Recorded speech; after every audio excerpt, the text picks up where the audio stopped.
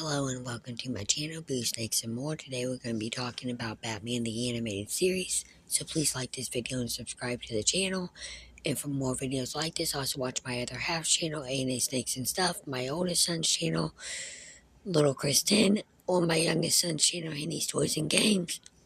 Now let's dive into the video.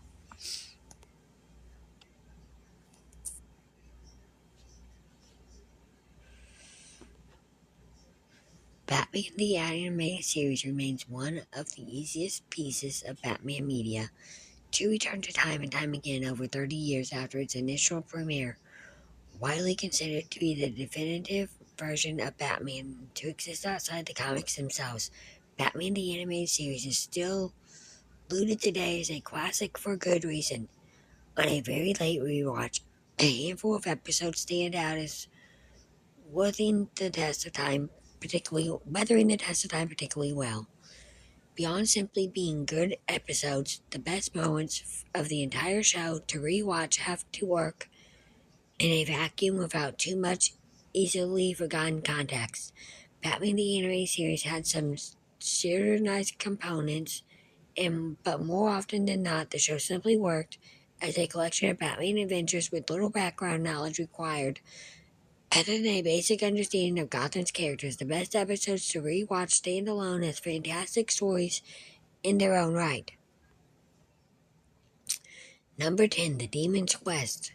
Season 1, Episodes 60 and 61. Ra's al Ghul has always been one of the best contempt and menacing villain of Batman's rogue gallery, and proves it in this two-part episode that brings Batman close to his breaking point. After Robin and Talia al Ghul, Ra's al's daughter, are seemingly kidnapped by the same villain, Batman and the ancient assassin enter an uneasy alliance to save them. Any episode that forces Batman to work with a villain is always a treat, and Ra's discovery of Bruce Wayne's identity is a shocking moment in Season 1. Unfortunately, this episode does require a bit of context to enjoy. The Demon's Quest isn't Talia's first appearance, so some knowledge of who she is will be required beforehand, and the story's status as a two-parter makes it hereditarily harder to justify going back to. For those that can overcome these hang-ups, however, it is one of the most dramatic and clever episodes of the entire show, which demonstrates just why Ra's al Ghul is so dangerous. Number 9, Feet of Clay, Season 1, Episode 20 and 21. Oftentimes, the episodes of Batman, the animated series that present an origin story, end up being some of the most rewatchable. Enter Feet of Clay, one of the most atmospheric episodes of the series, which introduces the villain Clayface for the first time. The slow downfall of Matt Hagen and Batman's eventual refusal to help him forge some of the darkest moments in Batman the Animated Series. The stunning animation alone makes this small dialogue worth returning to, with Clayface, Sis, and Boyless Hyde being the star of the show. Every moody and atmospheric, the tragedy of the character also makes for some compelling drama that doesn't need the wider context of the entire series to work. That being said, Clayface's debut is still a two-part episode, asking for more time up front than other easier to return to tombstones of the series. Number 8, Harley and Ivy, Season 1, Episode 56. The moment that popularized the pairing of Poison Ivy and Harley Quinn, an entire animated show, Harley Quinn owes much of its existence to this single episode.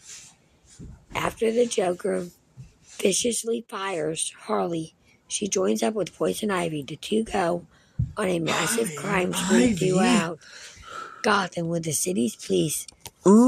Batman and the Joker. Hey, it's from the animated series. You gotta find your place again, sorry. Batman and the Joker also coming to stop them. Scrambling to stop them. Joker trying to stop this. This episode is responsible for planting the seeds of Harley Quinn and Poison Ivy's symbolic relationship, and it's fascinating to rewatch through the lens of modern day sensibilities.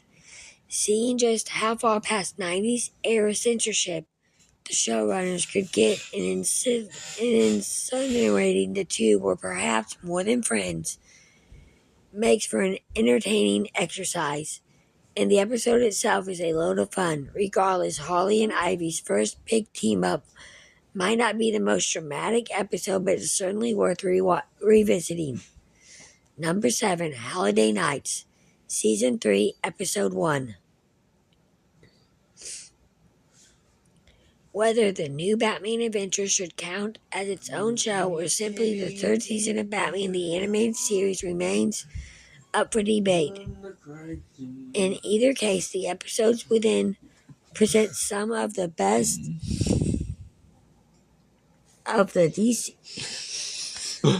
No, give the kitty ones shoved. of the DC animated series, with entries like the premiere episode, Kitty don't like Holiday Nights, taking place over the course of the days leading up to Christmas. And New Year's Day, the episode features the Batman, Batgirl, the Joker, Harley Quinn, Ivy, and Clayface in a series of smaller stories, introducing the new art style and character designs of the new Batman Adventures. Holiday Nights is worth rewatching as a sort of time capsule, marking the start of a new series. Other than that, the Vigilantes make for a cozy series of holiday stories worth coming back to every year. Easy to become a tradition to return to in the winter months.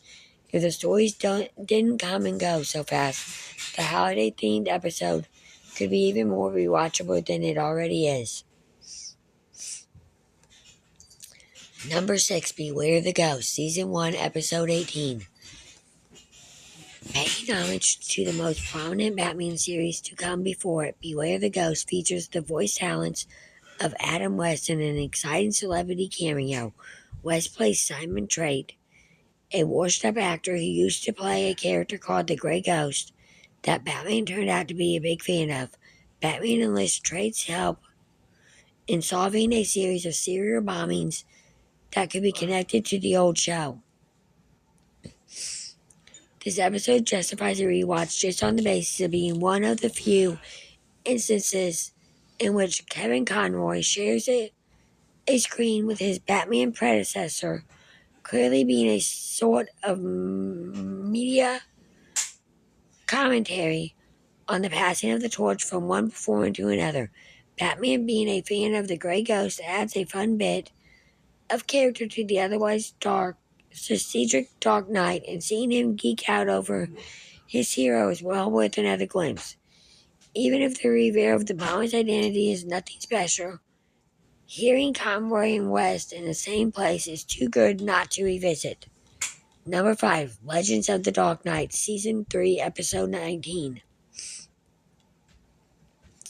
Few episodes stand on their own as enjoyable experiences like the new Batman Adventures Legends of the Dark Knight, in which Batman isn't actually the protagonist. Instead, the episode uses the framing device of a trio of kids telling stories as to what they have heard about Batman, which are in turn animated in unique art styles. Notably, the episode references Batman's Silver Age before adapting Frank Mueller's The Dark Knight Returns shockingly accurately.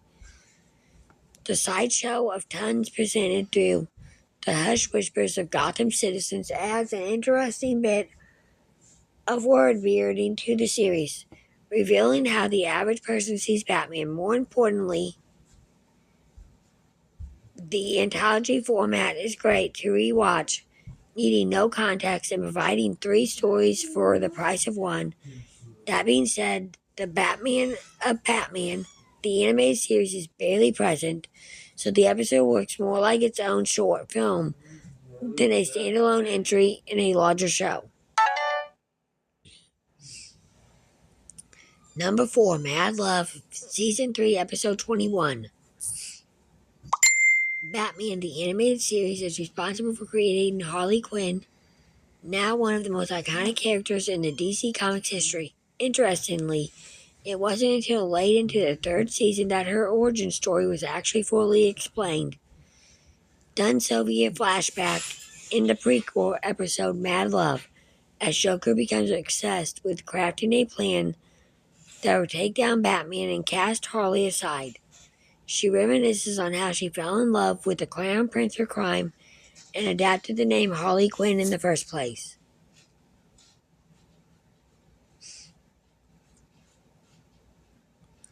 With every piece of Harley Quinn media that is released, this episode becomes all the more important and interesting to rewatch. It can be downright heartbreaking to see Harley's helplessness when compared to the independence the character has grown to demonstrate in other DC adaptations since. Beyond its significance, the striking visuals and engaging voiceover work make the well-produced episode stand out, even if the subject matter is a bit much for repeat viewings. 3. Heart of Ice, Season 1, Episode 14. An Emmy Award-winning episode, Heart of Ice could be a movie in its own right.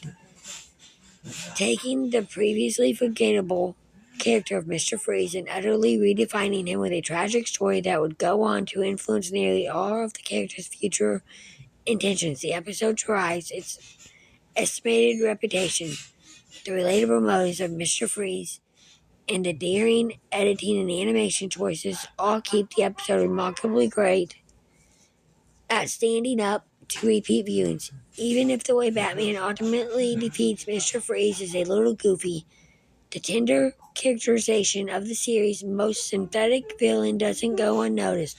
This episode knows how to write Batman as well, as he takes the time to save a dying thug rather than continue pursuing his criminal prey. The story may be a bit heavy to throw on a whim, but Heart of Ice makes a good case for a way to sell someone on Batman, the animated series with a single episode.